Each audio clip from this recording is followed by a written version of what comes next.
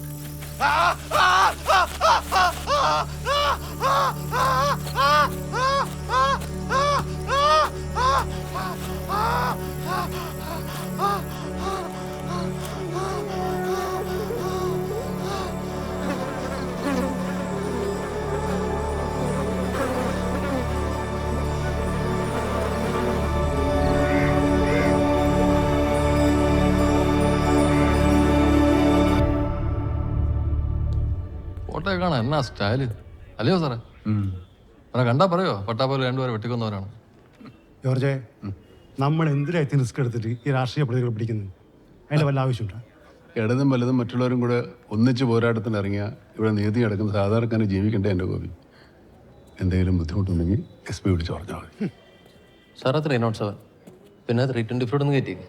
അതെന്തിനാ? നാടൻ പോകുമ്പോൾ തുമ്പത്തുന്ന പൊട്ടിനി പിന്നെ നായനോട്ട് കടിപ്പിച്ചതാ. രണ്ടും ജസ്റ്റ് മിസ്സാ സാറേ. ഈ 324 വേണോ സാറേ? കാര്യം ഞാൻ നായന്റെ വയല് ഇങ്ങോട്ടൊന്ന് അടിച്ചേ. ഉണ്ട് സാറേ, മൾട്ടിമീഡിയയിൽ ഡിപ്ലോമ ചെയ്തു. നന്നായിട്ടല്ലോ സാറേ. ഇവരൊക്കെ പിടിച്ചിട്ടാലേ നമുക്ക് ചൊറയാം. ഇന്നലെ രാത്രി ഡ്യൂട്ടി കയറിയതാ. ജോർജിന് കുടുംബമില്ലാത്തതുകൊണ്ട് ഇതിൻ്റെയൊക്കെ പ്രകാരം നടക്കാം. ഇതൊക്കെ തീർത്തിട്ട് എപ്പം വീട്ടിൽ പോകും സാറേ? ഇവിടെ താനെന്ന് വർത്താനം പറഞ്ഞു. അവരെങ്ങനെ ഒഴിവാക്കാനൊന്നും പറ്റില്ല. അവർ SP സാറിന്റെ പേഴ്സണൽ സ്കോഡാണ്. ഓരോ മാലക്കെട്ട്.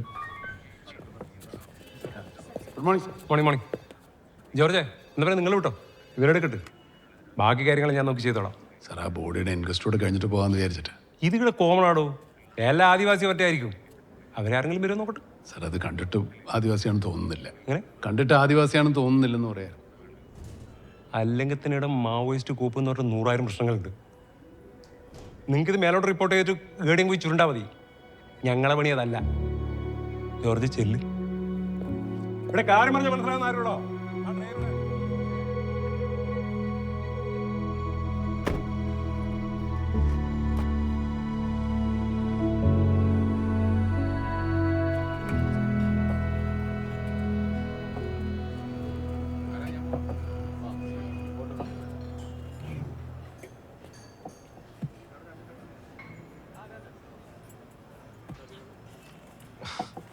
നിങ്ങളിപ്പോൾ ഓരോ സ്റ്റേഷനിൽ പോകുമ്പോൾ ഇതുപോലെയുള്ള മോശമായ അനുഭവങ്ങൾ ഉണ്ടാവാറില്ലേ? നമുക്ക് SP എടുത്ത് കംപ്ലൈൻറ്റ് ചെയ്തോളെ. അതിപ്പോ അതിന് ഞാൻ പറയാം മറുപടി. ഈ SP എന്ന് പറഞ്ഞ സാധനം ഇന്നൊരു നാളെ പോകും. ചിലപ്പോൾ പോകുന്ന പോക്കിന് സ്ക്വാഡിനെ പിരിച്ചു വിടും. പിന്നെ നമ്മൾ ഈ സ്റ്റേഷൻ ഡ്യൂട്ടി എന്ന് പറഞ്ഞ് പോകുന്നത് ഇമാതിരി CID SN അടുത്തേക്കല്ലേ. നമ്മൾ ചുറ്റിപ്പോയില്ലപ്പാ. അതങ്ങനെയൊന്നുമില്ല. ഒരു സ്റ്റേഷനിൽ വിവിധ തരത്തിലുള്ള നിരവധി കേസുകൾ രജിസ്റ്റർ ചെയ്യാറുണ്ട്. അതെല്ലാം കൂടെ ഒറ്റയടിക്ക് തീർപ്പാക്കാനുള്ള ആളുകളും നമ്മുടെ ഫോഴ്സിലില്ല. അല്ലാതെ പൂർണ്ണമായിട്ട് അവരെ തന്നെ കുറ്റം പറഞ്ഞിട്ട് കാര്യമില്ല. ഇതിപ്പോൾ ശ്രീത് സാറ് 2007 ഫോം ചെയ്തൊരു സ്ക്വാഡാണ്. ഞാനും രാജശേഖരനും 2 ASIമാരും 7 കോൺസ്റ്റബിൾമാരും. അതിൽ A ടീം ഞാനും B ടീം രാജശേഖരൻ. ബാക്കി പറയട്ടെ. പറയൂ സാർ. SI പറഞ്ഞത് അതൊരു സൂയിസൈഡ് ആണെന്നാണല്ലോ ജോർജ്. 90% സൂയിസൈഡ് ആകാനാണ് സാധ്യത.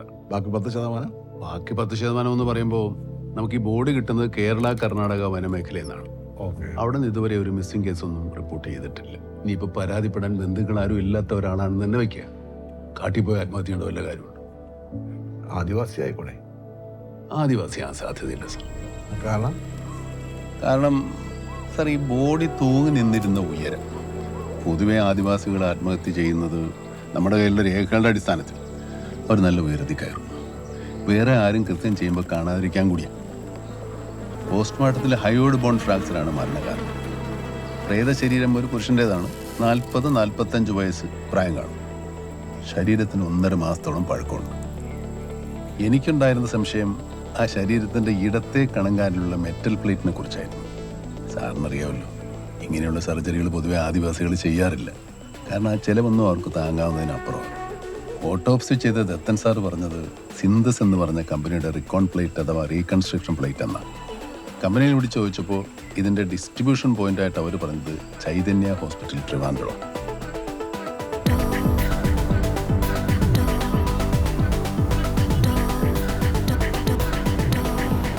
സർ, ഈ ഓപ്പറേഷൻ കഴിഞ്ഞിട്ടുള്ള ഡീറ്റെയിൽസ് നമുക്ക് ഇംപ്ലാന്റ് പർച്ചേസിംഗ് സെക്ഷനിൽ നിന്ന് എടുക്കാൻ പറ്റും.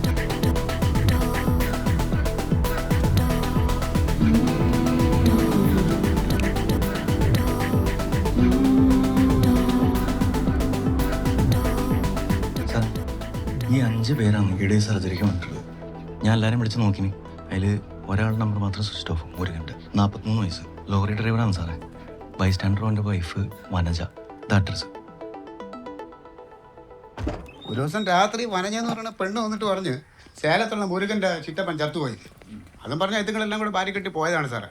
ഏതാണ്ട് 2 മാസമായിട്ട് അയത്തുങ്ങളൊരു വിവരവും ഇല്ല.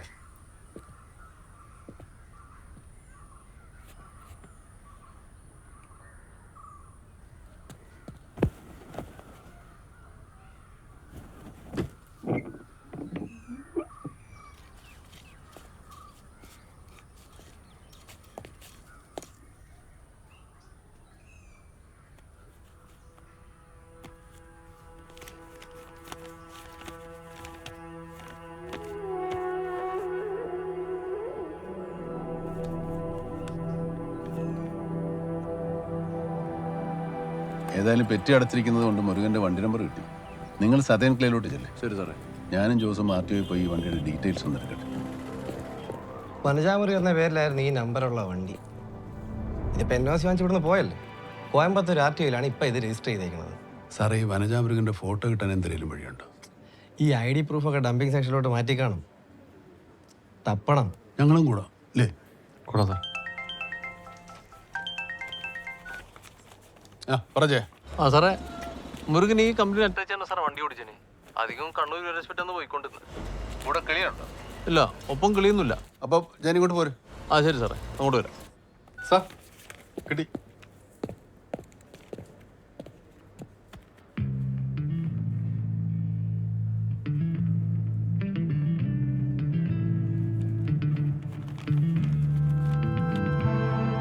ശരവണകുമാർ കോയമ്പത്തൂരാണല്ലോ.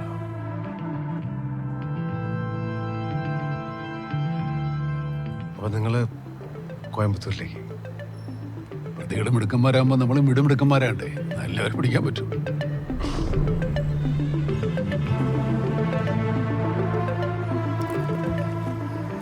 சார் எனக்கு வனஜா பற்றி முருகனை பற்றி எல்லாம் தெரியாது. இந்த லாரி மேட்டருங்கிட்ட கொண்டு வந்து இந்த ராகேஷ் தான். ராகேஷ் நம்ம கம்பெனி தான் டிரைவரை வேலை பார்க்குறேன். அவங்ககிட்ட தான் இந்த லோரி வாங்கினது. രാജേഷിനൊന്ന് വിളിക്കാവോ? டே தம்பி, இந்த ராகேஷ் கூப்பிடுப்பா. അവൻ എന്തൊക്കെ ലീവ് സാർ? அப்படியா? പുള്ളിയുടെ അഡ്രസ് ഒന്ന് കിട്ടിയാലും മതി.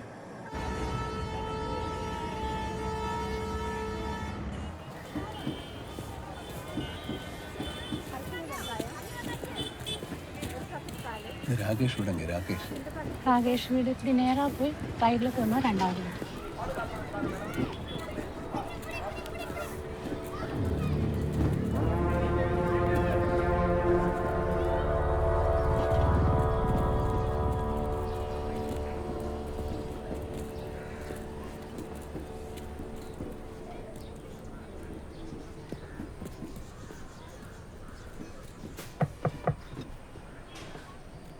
രാകേഷ് யாரு?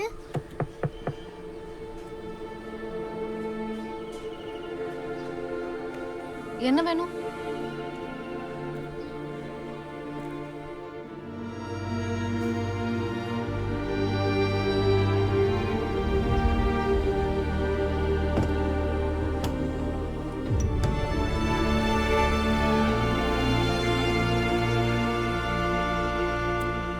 யாரு? സിത്തപ്പ, മുരുകനോட സിത്തപ്പ.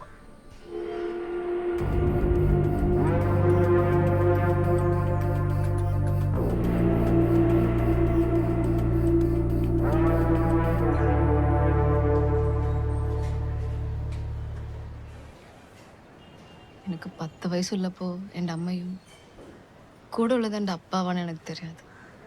എന്നെ ജോലിക്ക് വിടാൻ തുടങ്ങി. ജോലി ചെയ്ത് ഞാൻ ഉണ്ടാക്കിയ പൈസ മുഴുവൻ അവർ വാങ്ങിയെടുക്കും. എനിക്ക് വയസ്സറിയിച്ചപ്പോൾ മുരുകമാമനോടൊപ്പമുള്ള കല്യാണം നടത്തി. എൻ്റെ തന്തേനും പറഞ്ഞു നടന്നവന് 2 ആഴ്ച ബ്രാൻഡി വാങ്ങിക്കൊടുത്തപ്പോൾ എന്നെ വിട്ടതാണ് മാമ എന്നോട് പറഞ്ഞത്. ഞാൻ കണ്ണി കണ്ട വീട്ടിൽ പോയി എച്ചിൽ കളിക്ക് ഉണ്ടാക്കിയ പൈസ സാറേ. ഒരു 5-6 വർഷം മുൻപ് ലോറി വാങ്ങണമെന്ന് പറഞ്ഞ് അയാൾ കൊണ്ടുപോയി. പിന്നെ ലോറി എൻ്റെ പേരിലാണെന്ന് ഞാൻ അറിഞ്ഞപ്പോൾ എനിക്ക് സ്നേഹം തോന്നി. കോർട്ടിൽ തന്നെ രസീത് വരാൻ തുടങ്ങിയപ്പോഴും മനസ്സിലായി സാറേ സ്നേഹം എന്താണ്. ശരി, ഇതിനെ എങ്ങനെയെങ്കിലും തപ്പിക്കലാന്ന് പത്താ ഇപ്പൊ അയാൾ പറയാം ഭ്രാന്തിക്കുപ്പിടുമേലേ നടന്ന കല്യാണമല്ലേ, ഞാൻ അയാളുടെ ഭാര്യ അല്ലാണ്. സാറേ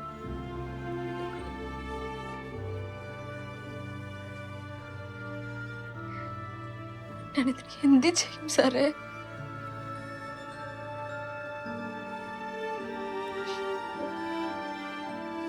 മുരുകമ്മന്റെ കാലുടഞ്ഞപ്പോൾ അവരുടെ ഉദവിക്ക് രാകേഷ് വന്ന പേസി പുരിയ വെച്ച് എൻ പക്കം നിർത്ത.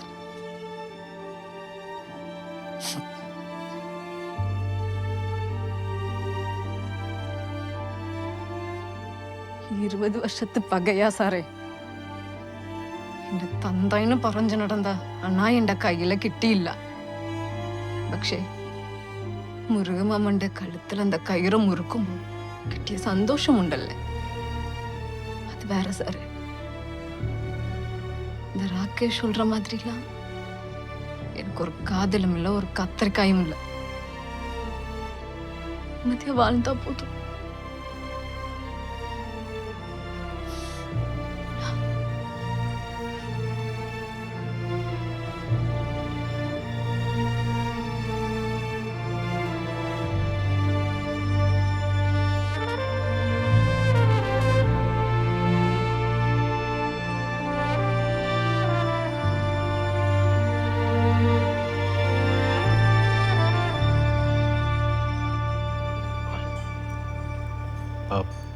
കുഞ്ഞ് അച്ഛനും പോയി, അമ്മയും പോയി. കുഞ്ഞിനെ ഞങ്ങൾ ശിശുഭവനിലാക്കി. അല്ലാതെ വേറെന്തേ? ചോദിക്കുന്നത് ശരിയാണോന്ന് അറിയില്ല. ആ സ്റ്റേഷനിലെ പോലീസുകാർ പറഞ്ഞ പോലെ അതൊരു ആത്മഹത്യയെ തള്ളിക്കൂടെ.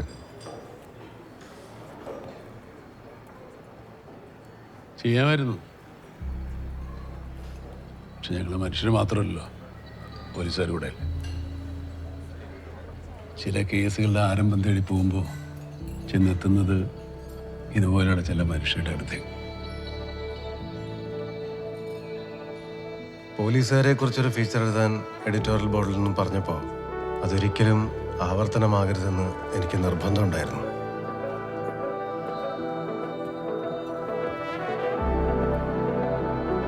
ക്രൈമിൻ്റെ ജാതകം എഴുതുന്നവർ അവർ വരും, കൂട്ടിയും കിഴിച്ചും പ്രതികളെ പിടിക്കും.